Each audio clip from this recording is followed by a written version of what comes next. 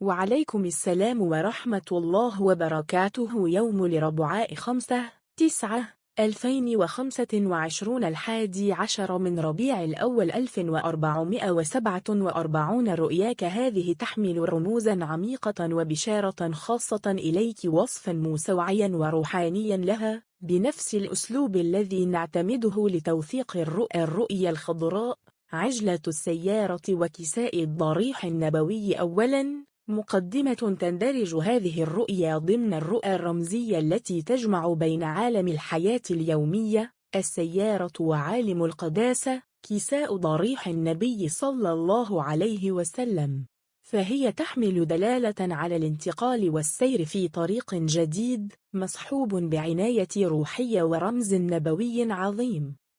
ثانياً، تفصيل الرؤية.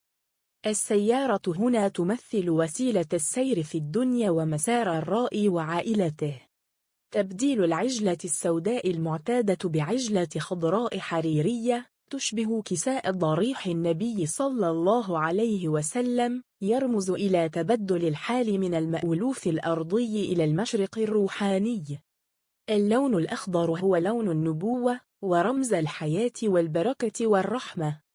العجلة كونها على جهة السائق اليسرى قد تشير إلى أن التغيير مرتبط بالقيادة الروحية والتوجيه المباشر لطريق الرائي. ثالثاً، البعد الرمزي. السيارة بعجلاتها الأربع تمثل الثبات والسير المتوازن، لكن تخصيص عجلة